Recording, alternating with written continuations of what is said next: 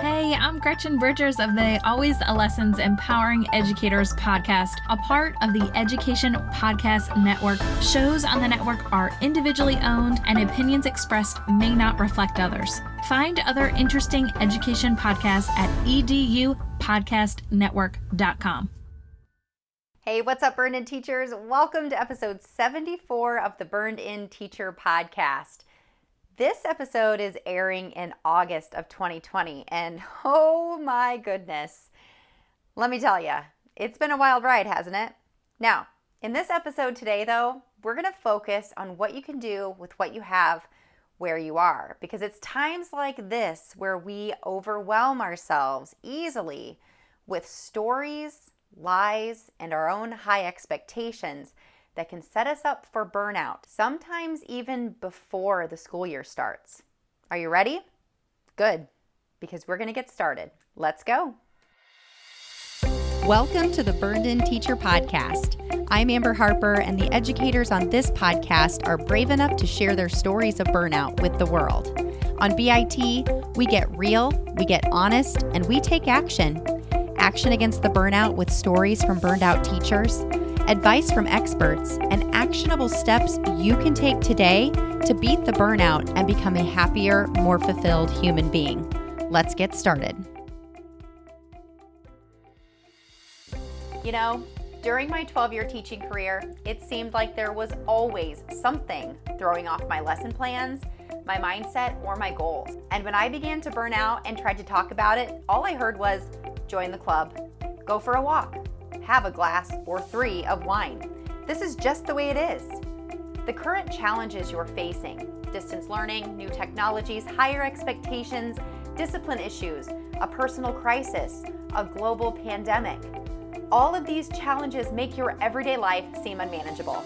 Until now. Teacher burnout has been hacked. In Hacking Teacher Burnout, I share my 8-step process that shines a light on burnout as an opportunity for growth and change. And in it, I empower you to become burned in, a fulfilled, happy, efficient, and effective teacher in the classroom and human in your life.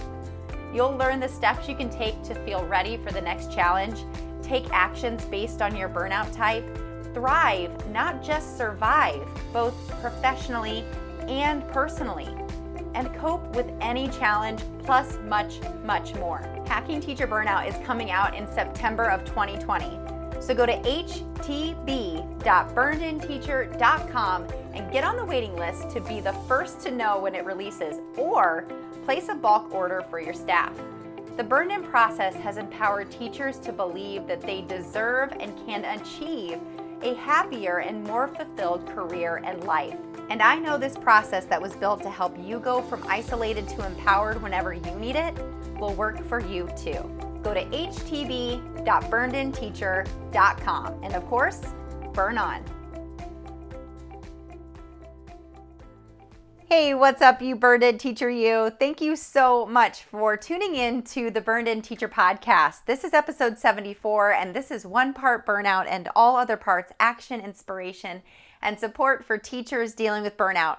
I'm your host, Amber Harper, and I empower burned out teachers to believe that they deserve and can achieve a happier and more fulfilled career and life with my 8-step Burned In process. I am so excited that you're here today.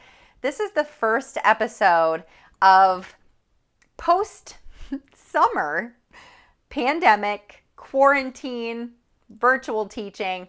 I'm not going to go into the details of how hard these last few months have been. I taught for 12 years in the classroom. My husband is an elementary school principal, and our daughters go to public schools. Well, my oldest is going to college at Indiana University. But we are here in the thick of this with you. I am talking with my teacher friends, Burned In Teacher tribe members. We are consistently having the conversation about how difficult being a teacher has been over the last few months and how difficult and challenging it is going into the 2020-21 school year. So I am going to offer you some support today that has to do with your mindset and the way that you talk to yourself about this coming school year, and give you some tools and strategies of how you can deal with it, starting with your mind and your own self-talk. And I know that you might be thinking, oh my gosh, this is such a waste of time. I need answers. I need strategies. I need things to do. Listen, this is where we have to step back and really think deeply about what we're telling ourselves we need and what we're telling ourselves we have to do. This episode is for all of you burned and over it and burned and unbalanced teachers out there. All of you out there who are telling yourself stories and untruths about your current reality that are making your job as a teacher intolerable and unmanageable. This is also for you at stage 0, 1, or 2. This one is for you. If you are listening and you're like, what the heck is this girl talking about? This is what I want you to do. Simply go to burnedinteacher.com/burnout quiz. I'll have a link in the show notes, and take the free teacher burnout quiz. You'll get your results immediately, and then you will be sent my free stages ebook that will help you to navigate where you are in your burnout and how to begin to move to the next stage. I'm telling you, there is no better feeling in the world than validation, my friends.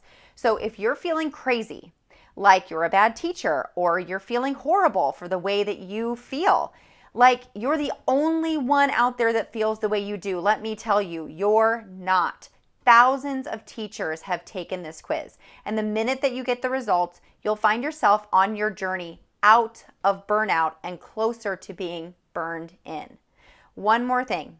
After you, number 1, take the quiz and get your burnout results, number 2, you read the Stages ebook, why don't you hop on over to burnedinteacher.com and click on podcast? But why, Amber? Why are you telling me to do this? I'm listening to the podcast right now. Well, let me tell you. We are in the business of helping you to make the most of your time here at Burned In Teacher, all right?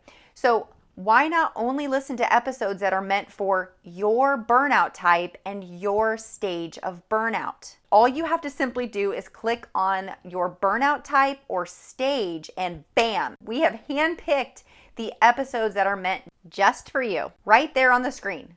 So if you're burned and bored, you may find episode 60 exciting. That's my interview with Casey Morris. It's super empowering because it's all about how she went from burned out teacher to business owner who helps teachers leave a legacy online, all because she maximized her strengths, made a sound decision in order to take her next best action steps.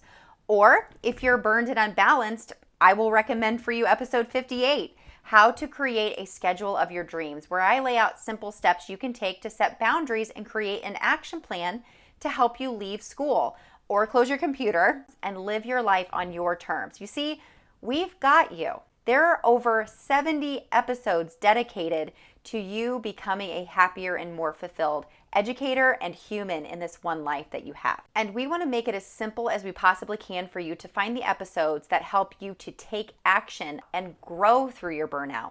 All right? So jump on over to burnedinteacher.com and click on podcast, enter your burnout type. If you don't know what it is, then take the quiz. If you are confused by any of this, hey, jump into our Facebook group. Yes, we have a Facebook group full of hundreds of teachers that are opening up the conversation and supporting each other through these challenging times of teaching during the global pandemic, as well as those everyday challenges that we face as educators, whether it be classroom behavior, whether it's dealing with a difficult administrator or colleague, or a personal dilemma that is causing hardship in your teaching life. Whatever it is that is putting you on the path to burnout, we are there to talk honestly and openly about your challenges so we can help you to make progress out of the burnout. So as I mentioned before, this episode is for all of you burned and over it and burned and unbalanced teachers at stage 0, 1, or 2. So let's dive into today's episode by, first of all, I want to share a quick story with you. This episode that I'm recording now might sound different than the episodes that I have recorded in the past. And I'll tell you why here in just a second. But let me start by telling you that when I sat down to record this episode about a week ago, my microphone wouldn't turn on. It wouldn't work. It was completely dead. The light wouldn't turn on. and I plugged in another microphone and that one wouldn't work. And I started telling myself the story that I was not going to be able to record this podcast. I didn't have my normal microphone, therefore I couldn't record a podcast, and the podcast was going to be late. I had told everybody that it was going to release on August 17th, and there were no other options for me. I started telling myself this story and started to panic and sweat and almost sat here really and just cried. Like, of course, I started to go to that dark place, right? Of course this would happen. This is always what happens whenever something is urgent and I need to get something done, right? Why does everything have to be so hard? Yes, I go to that place too. And then I started to think, you guys are going to think I'm messing with you. I'm totally not. And then I started with B, begin where you are. What is challenging me here, and how long has this been challenging me? Well, I'm going to be honest, my friends. Last March, I started to notice problems with the microphone. Okay? I finagled it in a way that it actually worked through May. And even in my interview with Alexis Shepard at the beginning of June, I got it to work. It was after that episode that it fully died. And I decided to ignore it. That's nobody else's fault but mine. I was like, I have several months to figure this out. I'll do it later. It's not a big deal. Well, guess what, my friends? Later comes quickly, doesn't it? So here I am. I plug in my microphone a few days ago, about a week ago, and of course, it doesn't work. So I immediately turn to my Education Podcast Network friends and reach out for some help. And I find out that my microphone has a lifetime warranty, so I can return it. It's actually about an 8 to 14 day turnaround, however. So I'm sitting here needing to record a podcast episode, and I have no microphone. Or at least that's the story I'm telling myself. I have no microphone. When in fact, I have the microphone that I'm using today. Okay, so keep following me here. So when I plug in this microphone, it doesn't work either. It won't record my voice. It looks like it's recording my voice, but it's not recording my voice. I cannot hear anything. So again, I go back to that place of, oh my gosh, of course this one's not going to work either. My whole computer is going to die. It's just going to blow up in my face. Of course, this is not true, right? Now, the reason I'm telling you this story is because I started to tell myself stories because things were not normal. I started to tell myself that this episode wasn't going to be good enough, that it was going to be a failure, that there's no reason to even carry it through because it doesn't sound as amazing as other podcasters, and that I'm just not enough. I'm not good enough. I started to go into other areas of my life and started playing that comparison game, all because my microphone didn't work a few months ago and I didn't take care of it when I should have. Now, there are things that are out of our control. The global pandemic, the politicizing that has happened, the different viewpoints that people have, those are all out of our control. What is within our control is whether or not we decide to accept what our school plan is, if we go back into the classroom, and how it is that we are going to face these challenges of either hybrid teaching, teaching virtually, starting the school year late, going back full-time in the classroom with a full classroom of students. When we look at that as our choice, that's the number one challenge. It then becomes our choice of how we choose to look at what we're going to do every day, what we're going to use to teach, and what our beliefs are about how we have to do this. This is where we can become overwhelmed and start to tell ourselves stories and start to come down on ourselves and become really overly negative about our abilities to do this job in a way that still allows us to use our strengths, to go about our days confidently, and to leave work at a decent time so that we can go live our life as normally as possible during this time. So with my experience here with this microphone, I know it might seem very trivial, but it's a big deal. To me, it's a big deal. I had to say, this is good enough. this is going to do the job. And this year, as you step into your classroom to teach, both physically and possibly even teaching some students at home at the same time, whether it's synchronously or asynchronously, we're going to have to put aside what we typically would believe are best practices. Small group instruction, partner sharing, all of these things that we know are best for students' growth. We're going to have to instead think about what is going to be enough. And you believing that good enough is good enough for right now, that it's not permanent. You're not changing your teaching philosophies, but radically accepting this as life the way it is right now is going to help you as you move forward throughout this school year, because you will move forward. Whether or not your mind chooses to move forward is truly up to you. Now, I have one more little story to share with you about moving forward. Before the pandemic hit, and I am talking 2 weeks before school started closing and our world as teachers were flipped upside down, I recorded a ton of really excellent interviews with teachers from around our country, sharing their stories of burnout and what they've done to move through it, how they are empowering educators themselves, and what they were doing before the pandemic to help to keep themselves burned in. So as the last season of the Burned In Teacher podcast ended at the beginning of June, after, mind you, the Black Lives Matter movement really started and our important focus on social justice was heightened, I told myself the story that those episodes were not going to be enough for the next season, which starts right now. I told myself the story that they were not going to be relevant because so much has changed. The focus has changed. But that's a lie.